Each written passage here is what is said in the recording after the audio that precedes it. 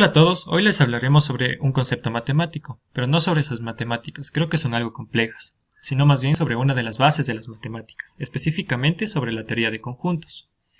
Bueno, ¿por dónde iniciar? Obviamente va a ser por el comienzo, pues casi todo el desarrollo de trabajos que permitieron lo que hoy llamamos como teoría de conjuntos fue gracias al matemático ruso-alemán George Boole, que en 1800 fue considerado como el inventor del álgebra de Boole, que marca los fundamentos de la aritmética computacional moderna.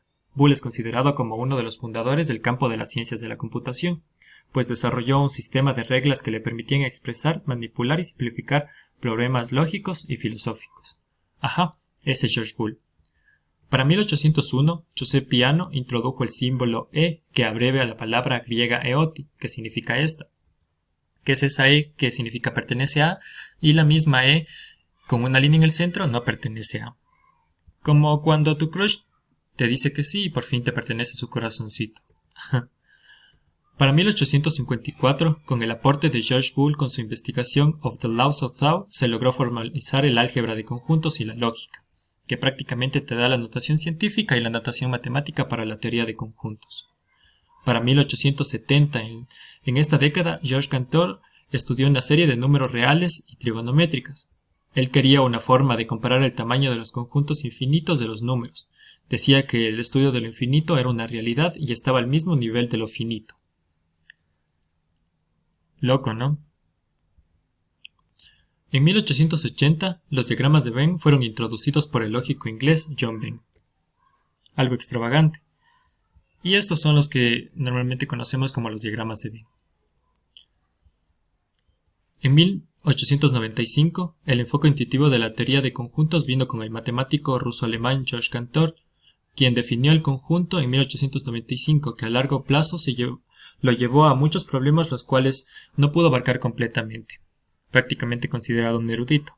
Esta definición ya la vamos a ver a detalle más adelante. Para 1901, la paradoja de Russell, llamada así por el matemático pacifista Bertrand Russell, demostró que la teoría de conjuntos tenía una inconsistencia interna, pero para solucionar dicha inconsistencia, los matemáticos Russell y Whitehead desarrollaron la teoría de tipos. No de esos tipos, sino más bien la que se encuentra en Principia Mathematica. Bueno, la teoría de tipos en matemáticas, lógica y ciencia de la computación es cualquiera de varios sistemas formales que puede servir como alternativa a la teoría de conjuntos.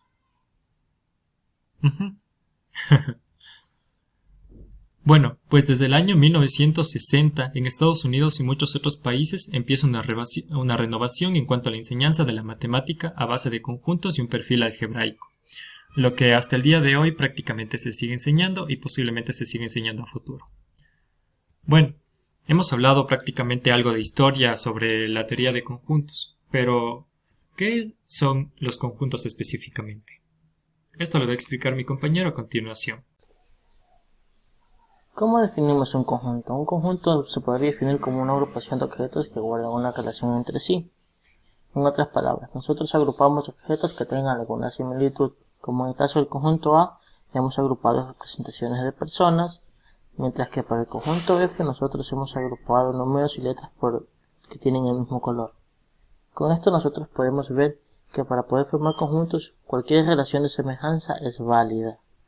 Pero esto plantea un interrogante. Si cualquier relación de semejanza es válida, ¿cómo podemos describir un conjunto sin necesidad de usar diagramas de Venn? Pues para eso tenemos dos formas. La primera es la descripción por extensión, que consiste en que anotemos todos y cada uno de los elementos de un conjunto, y la segunda es la descripción por compresión, que utiliza la siguiente expresión, que A es un conjunto formado de X, tal que X son personas, donde la rayita que separa ambas X representa tal que. Esta expresión nos señala que la condición para que un elemento pertenezca al conjunto A es que sea una persona. En la descripción de compresión también se pueden poner las condiciones necesarias para que un elemento pertenezca a un conjunto en específico. En estos casos los conjuntos se dividen en dos, en conjuntos de disjunción y en conjuntos de conjunción. En los conjuntos de disjunción se exponen dos o más premisas y los elementos deben cumplir al menos una de estas para formar parte del conjunto. Ejemplo, que A es un conjunto formado de X, tal que X es un número o una vocal. Y para los conjuntos de conjunción, los elementos deben cumplir ambas condiciones. Por ejemplo, A es un conjunto formado de X, tal que X es un número natural mayor o igual a 1 y menor que 4. En otras palabras, todos los elementos que cumplan esta condición formarán parte del conjunto A. En este caso son el 1, el 2 y el 3. Otros tipos de conjuntos también son, por ejemplo, el conjunto universo, que es la unión de todos los conjuntos, el conjunto vacío, que como su nombre indica es un conjunto compuesto por ningún elemento. Luego tenemos el conjunto unitario, que es aquel que alberga un solo elemento, en otras palabras, ese elemento es un forever alone. Luego tenemos los conjuntos finitos, que como su nombre indica, son aquellos conjuntos que tienen una cantidad finita o una cantidad contable de elementos. Como ejemplo es el conjunto A, que está compuesto por todas las vocales, y luego tenemos los conjuntos infinitos, que de nuevo, como su nombre indica, son aquellos que tienen una infinita cantidad de elementos, en otras palabras, desde 0 hasta el infinito, en el caso del conjunto Q, que está compuesto por todos los múltiplos de 3. Y por último tenemos los conjuntos equipotentes. Esta condición solo se da cuando hay dos conjuntos y ambos tienen exactamente la misma cantidad de elementos. Ahora vamos a hablar de la relación que existe entre los conjuntos. Para esto primero tenemos la relación de pertenencia dado por el símbolo que ya se presentó antes, que es el de pertenece. Este nos dice qué elementos están compuestos dentro de un conjunto. Por ejemplo, el 1 pertenece al conjunto E, mientras que la A minúscula no pertenece al conjunto E. Otro ejemplo tenemos que las letras C, D y A pertenecen al conjunto D, mientras que los números 1, 2 y 3 no pertenecen al conjunto D. Luego tenemos la relación de contenencia, en otras palabras, cuando un conjunto contiene a otro y está descrita con estos símbolos, que es el de contenido en y no contenido en. Un ejemplo de esto son los dos conjuntos F y G. Vemos que el conjunto F está compuesto por los números 1, 2, 3, 4 y 5, mientras que el conjunto G está compuesto por los números 2 y 4. Esto también podemos expresarlo de la siguiente forma, que el conjunto G está contenido dentro del conjunto F. ¿Por qué? Porque ambos comparten los elementos 2 y 4. Luego tenemos la relación de igualdad, que es la que nos dice que dos conjuntos son iguales cuando ambos tienen exactamente los mismos elementos en ellos. No importa cuántas veces estos elementos se repitan, ya que serán contados como uno mismo. Ahora vamos a hablar de las operaciones entre conjuntos. La primera operación que vamos a presentar es la unión. Ahora vamos a hablar de las operaciones entre conjuntos. Para esto vamos a utilizar el ejemplo del conjunto M y N que tenemos aquí arriba. La primera que vamos a presentar es la unión, que nos dice que dos conjuntos se unen y pasan a formar uno, llamado conjunto M unión N, donde albergan todos los elementos que están tanto en M como en N.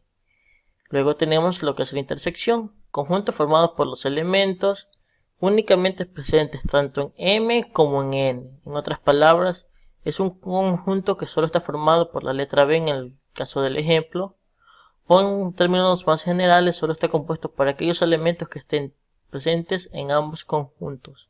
Otras operaciones que podemos realizar con conjuntos es la diferencia de conjuntos, que es un conjunto formado únicamente por aquellos elementos que están dentro de un conjunto y que no se repiten en ningún otro conjunto.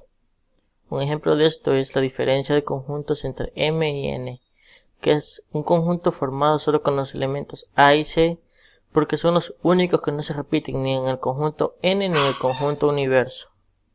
Luego tenemos la diferencia simétrica. La diferencia de, como su nombre indica, la diferencia simétrica es una operación muy sencilla de realizar, ya que simplemente es un conjunto formado por los elementos que no se repiten en ninguno de los otros conjuntos. Por ejemplo, en la diferencia simétrica entre los conjuntos M y N serían los elementos A, C, G, L y E, que son aquellos elementos que no se repiten ni en el conjunto M ni en el conjunto N. Y por último tenemos lo que es el complemento de un conjunto. El complemento de un conjunto simplemente son todos aquellos elementos que no están dentro del conjunto M, pero sí están dentro del conjunto universo. En este caso serían todas las letras salvo A, B y C. Y con esto ya estamos listos para poder realizar ejercicios sobre conjuntos.